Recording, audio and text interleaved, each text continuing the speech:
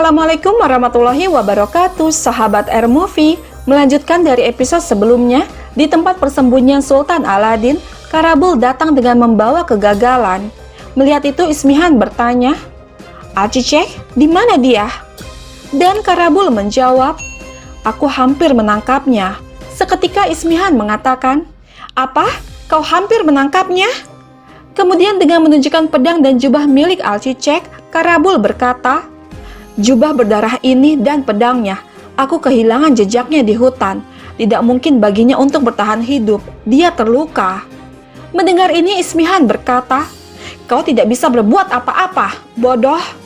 Lalu Karabul bertanya, "Apa yang akan kita lakukan sekarang, Nyonya?" Kemudian Ismihan berbalik tanya, "Apakah ada yang melihat Alcicek?" Dan Karabul menjawab, "Tidak ada, dia terpisah dari Alpenya. Kami membersihkan jejak dan memindahkan mayat."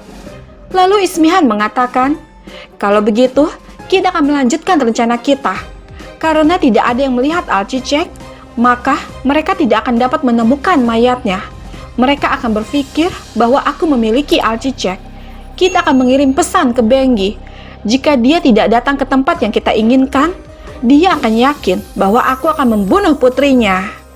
Namun Karabul bertanya, "Bagaimana jika dia tidak datang, Nyonya?" Dan Ismihan menjawab, "Keibuan, sifat keibuan, itu bisa menguburmu hidup-hidup. Ketika Benggi melihat bau putrinya bercampur darah, dia akan mendatangiku." Malam pun tiba. Di Yenisehir melihat bahwa Gubrus tengah serius berbicara dengan Karabe, membuat Cerkutai bertanya-tanya, apa yang sedang mereka bicarakan? Dan Ulgen menjawab, "Aku tidak tahu, mereka berbisik." Kemudian dengan menahan kekesalan, Cerkutai memanggil Gubrus. Mengetahui bahwa Cerkutai ada di sana, dengan ramah Karabe menyambutnya seraya berkata, "Jadi, Cerkutai Ap ada di sini." Gubrus Ap menceritakan semuanya. Mendengar ini Cerkutai bertanya, "Apa yang dia katakan padamu?" "Gubrus, apa yang kau katakan padanya?" Dan Gubrus menjawab, "Ya, aku menceritakan semuanya kepadanya." Kemudian Karabe berkata, "Kau pasti benar-benar berani, Cerkutai. Kamu cukup berani untuk meminangnya."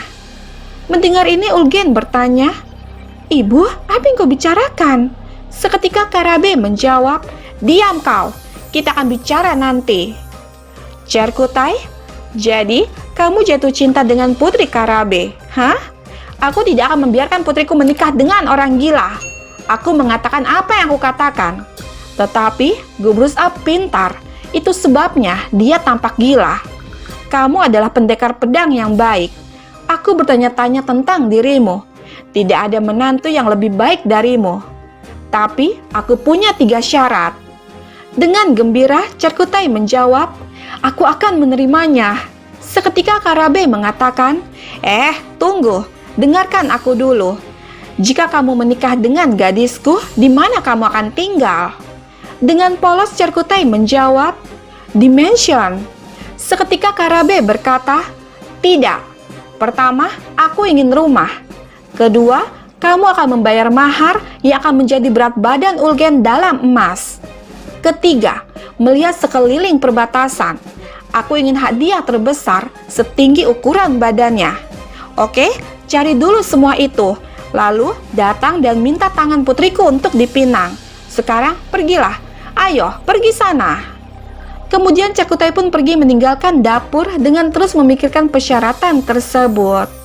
Menyaksikan semua itu, Ulgen bertanya, "Ibu, kenapa kau tidak meminta lebih?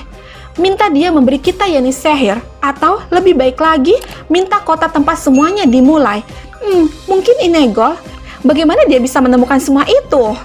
Seketika Karabe berkata, "Ulgen, Karabe hanya memiliki seorang putri. Itu tidak mudah untuk menikahi putri Karabe. Dia harus melakukan itu." Mendengar ini membuat Ulgen hanya bisa terdiam menahan kesedihan. Beberapa saat kemudian, di halaman mansion, saat semuanya sudah berkumpul untuk makan bersama, Aktemur menghampiri ibunya seraya berkata, "Ibu, Bibi, Alcicek tidak ada di sini. Apakah kalian mendengar tentang dia?" Dan Aisyah menjawab, "Tidak, Nak. Kami mengirim utusan, tapi dia belum sampai. Kami juga mengkhawatirkannya." Dengan cemas Malhun berkata, "Di mana kamu Al-Cicek?" Dia bilang dia memiliki berita baik. Mendengar ini Aisyah bertanya, "Malhun, apa itu?" Dan Malhun menjawab, "Itu berita baik Aisyah, tapi itu masih rahasia untuk saat ini." Tidak lama Osman tiba, kemudian mempersilahkan semuanya untuk duduk. Dengan mengucapkan basmalah, mereka pun memulai untuk menyantap makan malam dengan lahap. Kemudian Osman berkata, "Kau menerima undangan kami, terima kasih. Kami berbagi roti kami, dan sekarang saatnya untuk berbagi kekhawatiran dan perjuangan kami. Di markas ini, 40 rubah berjalan berkeliling, dan setiap ekornya bersentuhan satu sama lain. Kami mencoba untuk memecahkan masalah yang disebabkan oleh ini."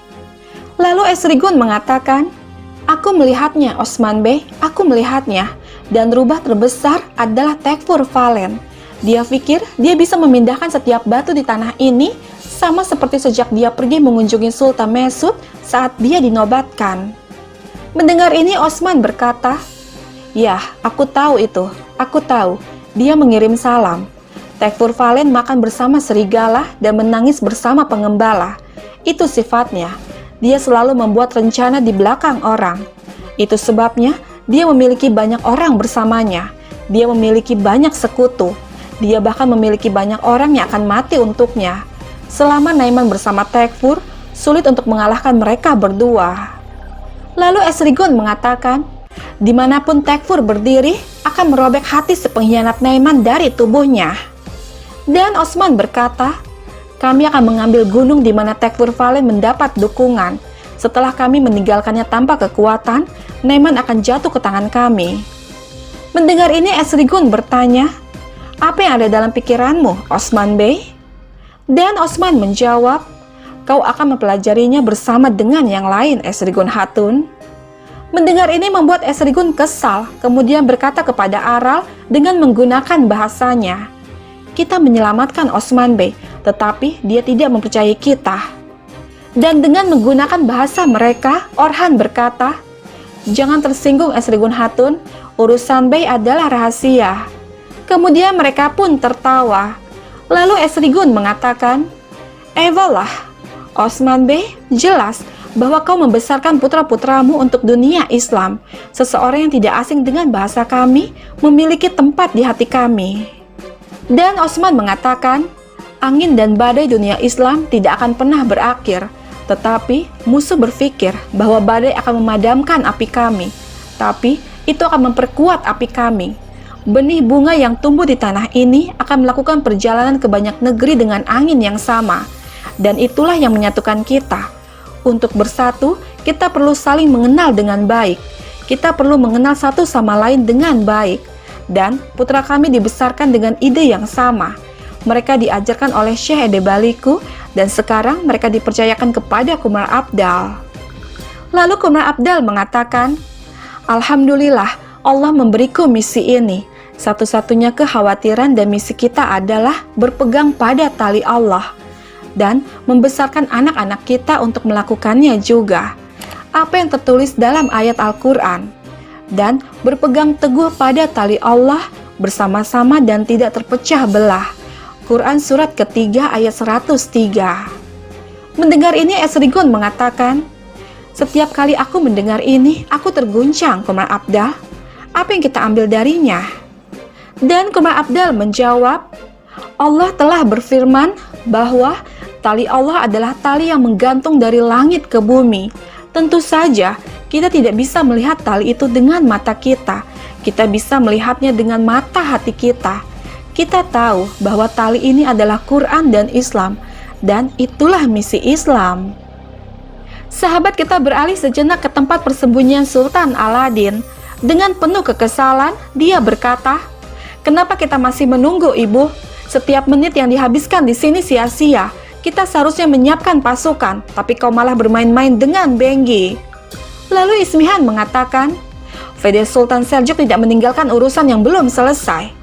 Dia tidak pernah memaafkan pion seperti Benggi. Aku akan mengambil semua yang mereka curi dari kita. Tapi aku akan membalas dendam terlebih dahulu. Benggi akan berteriak kesakitan. Aku akan melihatnya mati. Akhir yang kusiapkan untuknya akan dibicarakan selama berabad-abad. Mendengar ini Sultan Aladin mengatakan, "Ibu, ambisimu akan membuat kita dalam masalah." Seketika Ismihan mengatakan, "Ambisi bukanlah alasanku, tapi keadilan. Tidak ada yang bisa melewatiku dan mereka akan membayarnya. Kamu akan lihat, semua orang akan lihat." Sahabat kita kembali lagi ke Yenisehir. Qumran Abdal berkata, "Seperti bagaimana bintang-bintang tersebar di seluruh langit, umat Islam juga tersebar di muka bumi. Tidak baik jika umat Islam tetap seperti itu seperti bintang-bintang. Ketika dipisahkan, umat Islam tidak dapat mengatasi kegelapan kaum kafir. Perpisahan adalah ujian seorang muslim. Quran adalah panduan terpenting yang dikirim Allah untuk membantu kita melewati ujian. Untuk alasan itu, umat Islam harus merangkul Al-Quran yang agung bersama-sama, sehingga rahmat Allah dilimpahkan pada kita." Mendengar ini Esrigun mengatakan, "Kau berbicara dengan baik, Qumran Abdal. Tetapi bahkan umat muslim memiliki nafsu. Meskipun semuanya milik Allah, mereka berlomba untuk melihat siapa yang memiliki lebih banyak, dan sejak itu terjadi, sulit untuk tetap berada di jalan Allah setelah mengikuti perlombaan semacam itu." Dan Qumran Abdal menjawab, "Allah berfirman bahwa sesungguhnya yang paling mulia dari kalian di sisi Allah adalah yang paling benar di antara kalian." Quran Surat ke-49 ayat 13. Mereka yang sudah berada di jalan Allah akan mengatasi ujian itu. Mereka menjadi utuh. Mereka tahu bahwa Islam di atas semua ras dan semua bahasa. Hati yang berdegup untuk menyebarkan agama Allah adalah satu. Tentu saja akan ada orang munafik di antara kita. Akan ada orang yang mengklaim bahwa mereka berbagi tujuan kita, tetapi mengkhianati kita. Tetapi Muslim melindungi dan tetap setia satu sama lain. Kita tidak akan lengah melawan orang-orang yang menunggu dengan belati di tangan mereka. Semoga Allah mengizinkan kita untuk tetap bersatu melawan orang-orang munafik seperti itu dan tetap kuat. Amin. Amin. Kemudian Esrigun berkata, "Aku harap kau termasuk orang yang tetap setia satu sama lain, Osman Bey." Dan Osman menjawab, "Ewalah Esrigun Hatun, kami setia kepada musuh dan teman kami. Aku melihat itu adalah kasus untukmu juga. Semoga Allah menjagamu tetap berada di jalannya. Amin." Tidak lama Bala dan Benggi datang dengan tergesa-gesa menyebut nama Osman dan Aktemur. Melihat itu jelas membuat mereka semua bertanya-tanya apa yang terjadi. Dan Benggi menjawab, "Alcicek, Ismail menculik Alcicek." Mendengar ini jelas membuat Aktemur serasa tidak percaya dengan berkata, "Apa? Ibu?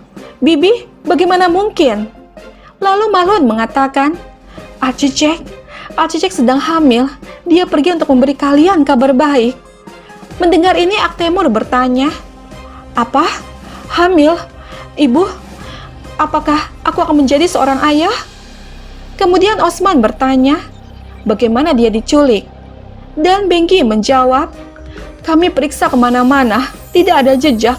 Kami mencari kemana-mana dari suku ke Yenisehir, tidak ada jejak Alpen ataupun Alcicek." Lalu Bala mengatakan, "Alpen yang terluka yang datang menjadi martir, kami tidak bisa mengetahui di mana mereka disergap." Kemudian Osman memerintahkan Alpennya untuk mencari, lalu berkata kepada Aktemur, "Jangan khawatir, kita akan menemukan Alcicek dan juga anakmu."